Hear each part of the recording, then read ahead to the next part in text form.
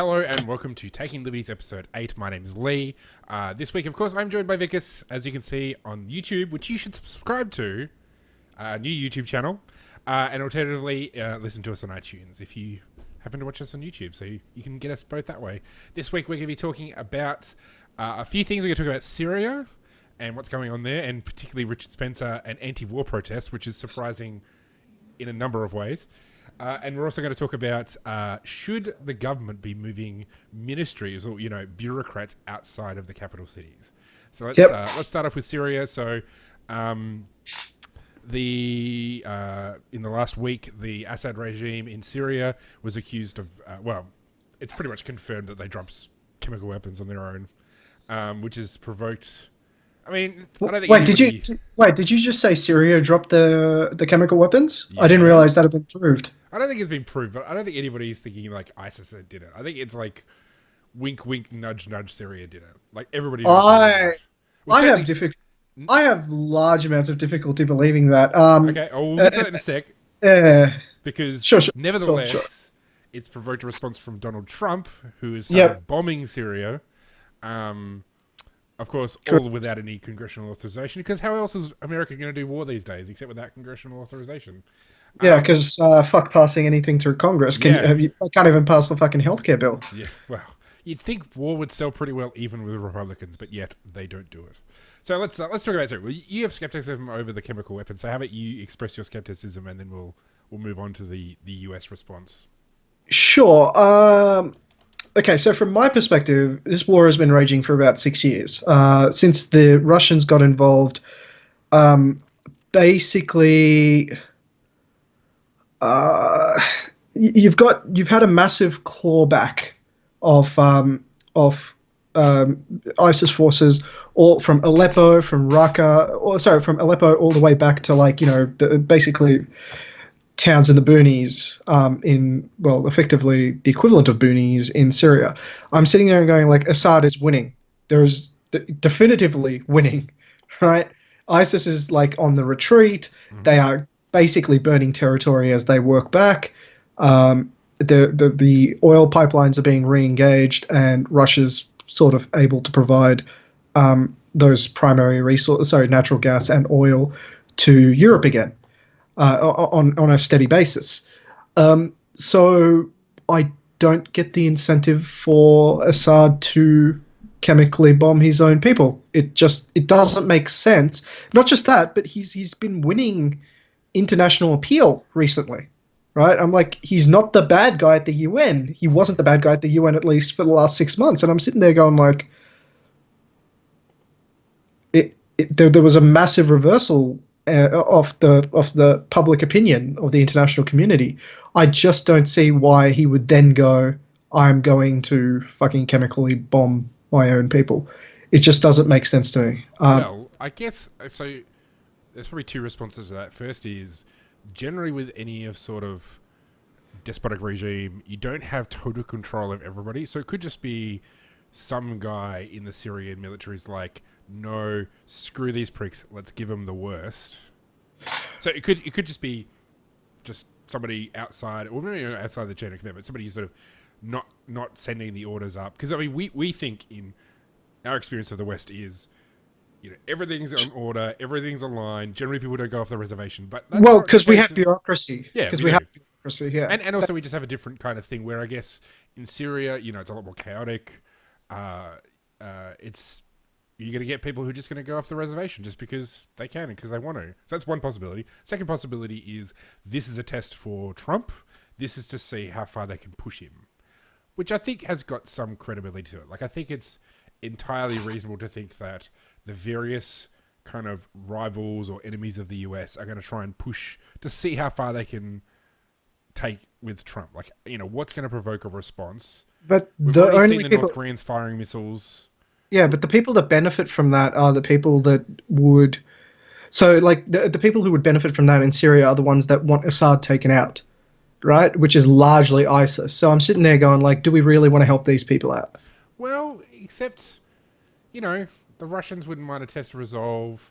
Like, I mean, it's one of those things that, I mean, it's a low cost. When I say low cost, it's like, attacking civilians with chemical weapons is highly inflammatory, but I think only like a few hundred people died compared to the 100,000 civilians who have been killed by the Syrian war machine in the last 7 years or whatever. Like, far more people have been killed with conventional weapons, and probably even compared to chemical weapons. I mean, chemical weapons get a lot of attention, but really they're not that effective unless you're like in a Tokyo subway. Generally speaking, conventional weapons are going to be much more effective than chemical weapons. So Correct. this is just like a high visibility, intentional attack to see what happens. See, if you poke the bear, Sure. how does the bear respond? And the answer is 59 Tomahawk missiles that barely 20 of which actually hit the airfield. Yeah. And killing effectively 4 maintainers. And wrecking their, like, not even wrecking that many planes. I think they just sort of damaged the airfield. Correct, so, yeah. I guess in a geopolitical sense, you could say this is the cost of doing business, which is an awful way to think about how the world should operate. I don't think... Donald Trump has no ideological core. So, like, if John McCain was the president... if John McCain was the president, we would have troops on the ground by now. Exactly. If Hillary was the president, we'd probably have troops in there as well.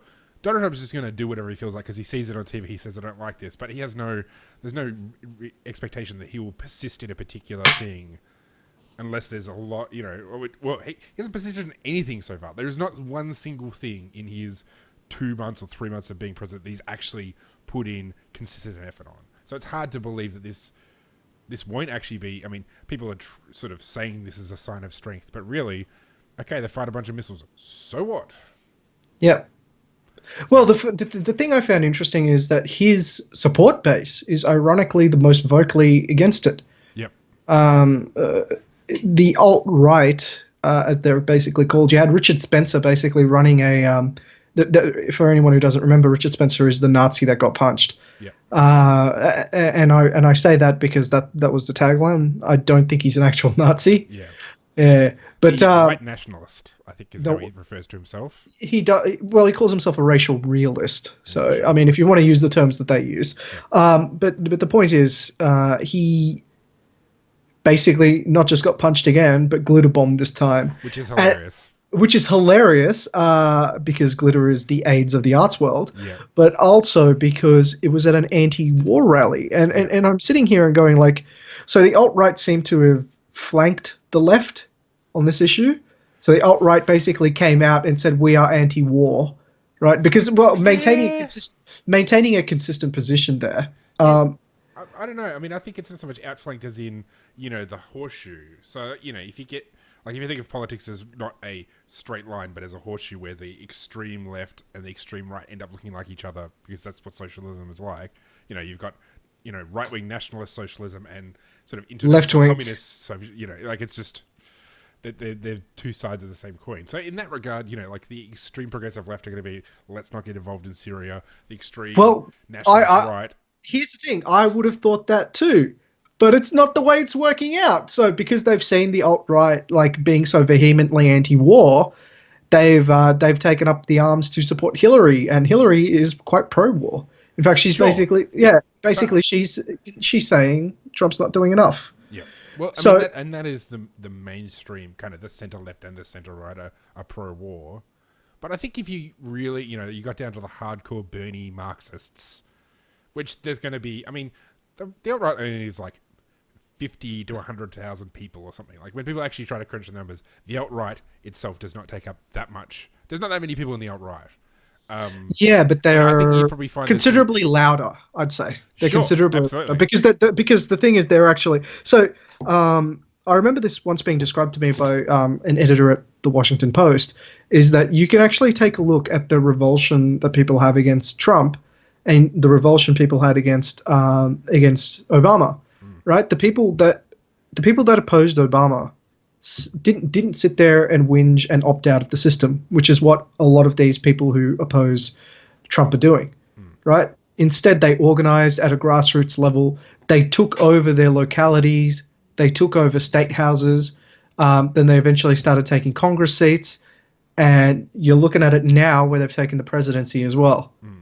Right. So it's basically a tale of two protests, Yeah. where the what is now coined the alt-right began basically as the Tea Party, right? And it's basically this conservative sort of Maybe. counter-revolution against what was then just called progressive ideals. But really, it's just a form of it's a form of um, it's not fascism per se, because it's not built on the idea that the many are as strong as the one. It's based on I'd say it is. I'd say Steve Bannon's worldview is pretty no, much that. no. I'm not talking about Steve Bannon. I'm talking Steve about Bannon and the alt right are like the fascists. Yeah, yeah, yeah, well, yeah. no, yeah. No, no, no. Are you talking They like are. the Tea Party? I'm not talking about the Tea Party. I'm talking about the left wing side. I'm Oh, talking sure. Yeah, about okay, with you.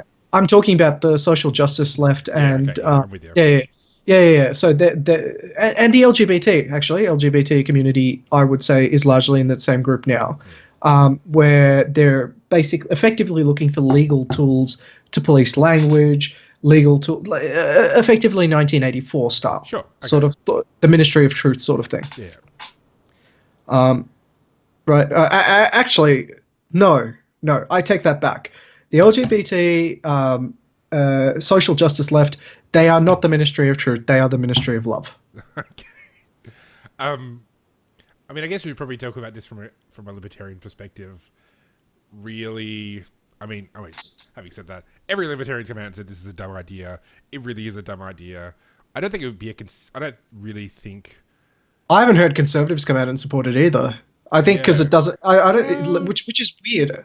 Like, okay, so it depends Lindsey on what you Graham call a and those conservative. guys came out in I was favour going to say Lindsey Graham and McCain would obviously support it, but yeah, but I'd say even based on the reactions that seem to have come, from Thomas Massey, from like Ron Paul, like major Republicans and stuff like, they seem to, for once, the libertarians seem to have the dominant voice in this debate, which I'm enjoying.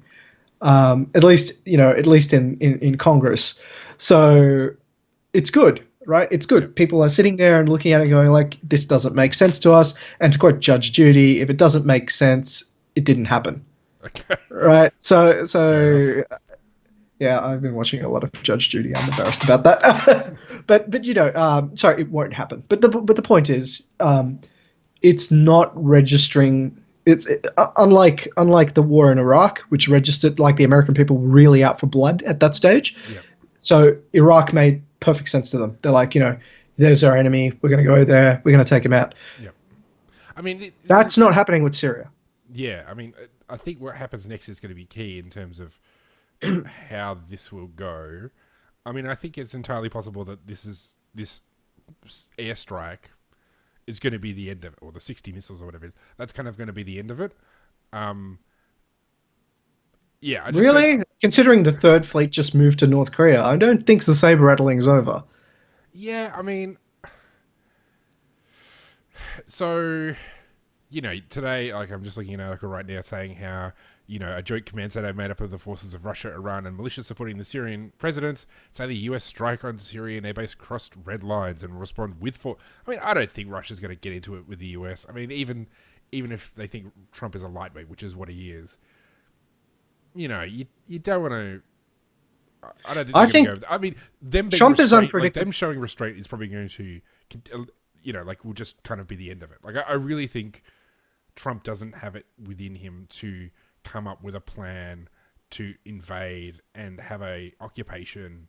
Like, I just don't think he has the attention span. I literally just don't think he has the capacity to think about that kind of stuff. Like, healthcare plan came out in 18 days, and then as soon as it didn't get through, bam, we've moved on. Thanks for playing. Like, he's a flake. He's a total flake. And if I was Russia, I'd just sit on my hands, because the guy's going to talk, he's going to waffle about whatever, but he's not going to do anything. You end up looking stronger if you just show some restraint and get on with whatever the hell it is you do. Well, you get on with propping up your puppet state. Like, in the end, that's the winning thing, and that's what's going to happen. So yeah, one-off chemical weapons use, one-off US strike, everybody feels tough, and then the US pisses off, and Russia gets back to propping up Bashar al-Assad. More or less, I suspect that's what's going to happen. But I think that that a deal has been struck with respect to the Kim family. I think they're about to get deposed. Oh, Yeah. okay. You mean So a deal this between China and China and North Korea, or China and the no, US? China and the US, because like the thing is, Okay. here's the thing. There's a lot of saber rattling that was going on over what's going on in the South China Sea with the Spratly Islands, Yeah. right?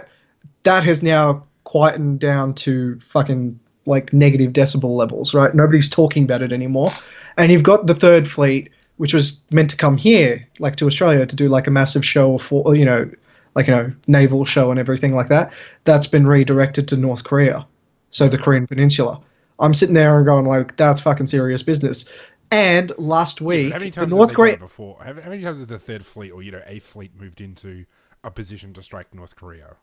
Probably like a billion times. Probably, but not when the Chinese have the capability to fend them off, which they do now, and not when the North Koreans fired a missile towards the Chinese, which happened last week. Oh, I didn't notice that. Okay, that Yeah. is So, which is why I'm Okay. sitting there which is why I'm sitting there and looking at North Korea, and going, I think the Chinese want to take that out. I think the Chinese are sick of them, and I suspect that some sort of deal has been reached. that'd be something. If that Yeah, happened. the end of the only true communist state. Yeah. According to communists, Yeah. would be intriguing. Mm. But I personally would like it to see fall flat on its face. The Just deal, or the state of North Korea on its oh, own. sure. Well, it will. Just As soon as China decides to get bored of it, then that's going to be the end of it. yeah, effectively, it's China's- subsidized. Yeah, that's it. Yeah, That which cannot go on forever will stop. North Korea will eventually have to stop. yeah. Um. So do you want to go on to our second topic now? Yeah. Yeah. So let's talk about. Oh yeah, we talked about the glitter bomb. Okay, just glitter bomb. That's just like, even though technically it's a violation of the NAP, I'm okay with it. Like, it just. I'm actually not okay with it for two reasons. Firstly, it's an anti-war protest. I personally think that showing violence at anti-war protests is retarded. Violence. That's the glitter bomb. I mean, unless it's like 50 tons of glitter. The guy, he got punched, dude. Oh, yeah, That's well, violence. Yeah, that's not cool. I'm not saying punching's not cool, but throwing glitter at somebody. You know what? Yeah, I'm with you on the glitter. I'm fine with the glitter. Glitter bomb away, people. I don't mind. Even though it is the AIDS of the arts world, It is. Yeah. I don't mind people glittering the shit out of them. In fact, I have bought glitter and mailed it to politicians all the time. I'm sure the outright can get some black and red and white glitter to throw around or something. I'm sure they can. But the point is, he still got punched, and I have massive reservations. And yeah, and here's the thing. Back. Correct. And again, I've said this before. This is also why free speech is important, because once you've removed people's platforms, ability to speak effectively, that's when the violence starts. Yeah. Well, if you look at the 20s and 30s, various fascist and communist political parties, created paramilitary organizations to fend off violence and to promote violence themselves. So if you start going around punching people, they're going to eventually think, well, we don't want to be punched. We're going to get guys to punch back. Protect us, yeah. Protect, and then that's when you just get like literal fights in the street, like war in the streets. Over political opinions, which is why this isn't I'm not talking about free speech. I'm talking about civility. So people need to get this thing out of their head. Free speech is the government not shutting Richard Spencer down. Civility is allowing him to speak and make himself look like a fool. Yep, absolutely. I 100% agree. I think the bigger problem is tolerance, and which is civility. So yeah. All right. And that's the real problem we have in Australia. We're getting less and less civil about the way we do debates. Yeah, absolutely. Yeah, so all the stuff about people losing their jobs because of like the LGBT. Did I say that right? Anyway, those guys, the lobby for that, like when you have the guy at one of the banks who has supported. Can we just call them the Ministry of Love? It makes sense. The Ministry of Love. Yeah. once they get upset because a bank executive supported the Bible Society or supported the Macquarie, like the whatever the research Bible Institute research thing. I think it was a Westpac guy. Anyway, Yeah. that is free speech. Like, to say you should get rid of this guy, and we won't support your bank until you do that. That's speech. And I'm okay with that. But it is intolerant and it is uncivil, and that's not how it should be. No. And your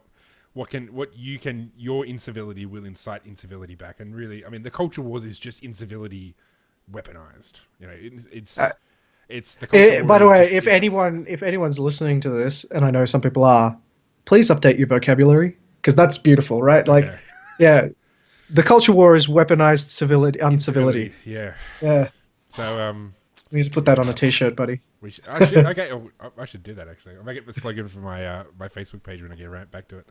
All right, let's talk about public servants moving out to the regions to hang out with the little people. So I didn't have time to like quickly look this up. So if you are one of those policy gronks at the CIS, and I know it was the CIS that came up with this report, you guys did a cost-benefit analysis on how much it costs to move public servants out to regional centres, and I remember it being very, very, very retardedly expensive. Yes. So, I mean, this is something that we've seen in Western Australia. When Colin Barnett first came to being Premier, they were sending like the Department of Sport and Recreation to Bunbury, which is a regional city. This is from today, a push for the Prime Minister's public servants to move to Alice Springs, which I'm sure for the people who live in Canberra, being sent to Alice Springs is like being sent to hell on earth. So you know what makes it so expensive is that they still have to fly back here, right? They still have to fly back here. So now all of a sudden you're basically arguing for subsidizing Qantas, you fucking drunks. Like, I'm not kidding. You don't. Why? And this is always done by someone from the conservative side of politics who happens to be a national. It's never done by the Labor or the Greens, because they want everything. They had everybody in the regions anyway. Yeah, they had everybody in the regions, but they want everybody in Canberra because that's how they get. Like, they've got guaranteed seats there. Yeah, that's it. So I sit there and I go, like, this is always suggested by people who don't understand what the public service is. The public service is a giant fucking organization. That's what it is. It's no different than BHP. It's no different than Qantas. It is no different than any other sufficiently large corporate organization. Which means what? It means you can get the bureaucrats amongst the real people, with the regular people, and they can experience. Sure, and how much? Sure. Are you in favour of letting people live in the bubble, Vikas? That's fine. There is an argument made there. The question is, how much do you want to pay for it? No, I don't think there is an argument to be made there. No. It's a legitimate argument. I am willing to. It is. No. I am willing to accept that argument because people sincerely believe it. I'm just asking them how much they want to pay for it. Sure, I agree with you. Like, it is expensive, and that's one reason why. But I don't even think it holds up in theory. Like, I think it doesn't. It absolutely does. To make government more responsible to the people by forcing the bureaucrats to go out to live in regional areas. I don't think it actually does, because the issue is not the location. The issue is the process. The issue is the impenetrability of the bureaucracy and the massive scope for government. And once you work in that environment, it becomes its own little ecosystem. And this is really public choice 101, which is, concentrated benefits, dispersed costs. Once you create this huge bucket of money with all this power attached to it, the people who have incentive to get in there and raid that bucket will be the people who have the money to afford to lobby and to, get the ears of politicians. So, like, I think... True. Yeah, like the bureaucrat... Basically, you just described Canberra. Yeah, exactly. I mean, so, yes, theoretically, bureaucrats will have to have the experience of going down to a shop that isn't in Canberra or wherever, I don't know what the snooty part of Canberra is. If probably is Kingston. Kingston, okay. They'll experience a very different kind of place. But, I mean, even... It doesn't change the incentives. It doesn't remove... the capacity for government to act completely against the interests of the people who they're supposed to be serving. Yeah, so I'm really pissed that I can't link the thing, but I'm sure that someone will point it out in the comments section below and go like, yeah, Vikas is citing this correctly. So, but anyway, I remember the two main things that they found in that study was that three main things was the actual salary, like there were people effectively doing the same job as an APS 4, like, just a mid-level sort of person, but they were being paid at a much higher rate because you had to pay more to get them to go out there in the first place. So the cost per bureaucrat actually went up. The second thing is you had to put more, travel entitlements had to go in, and that pushed the cost up as well because you still have to bring them back here. The third thing, and this is one that I find amusing, is that interdepartmental, so that's the way departments talk to each other, right, became significantly worse. So the actual time to deal with these issues went up. Yep. So, like, effectively, what they're effectively suggesting to do is make the public service more inefficient. Yeah. Especially if you're talking about going to Alice Springs, which is a completely different time zone.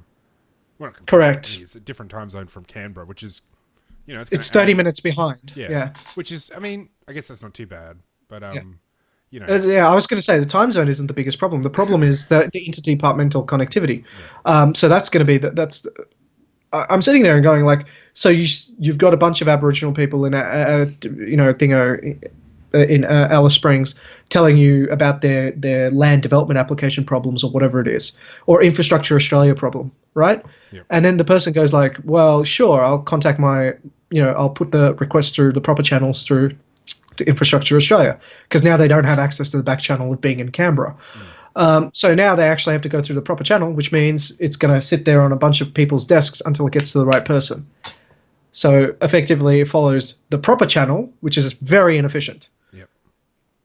Now there is something to be said that people would argue there that then that they would work through and make the process more efficient, right? But the answer to that, that is laughter. It's just laughter. Yeah, no. The answer the public service would come up with that is move everyone to Canberra. Yeah.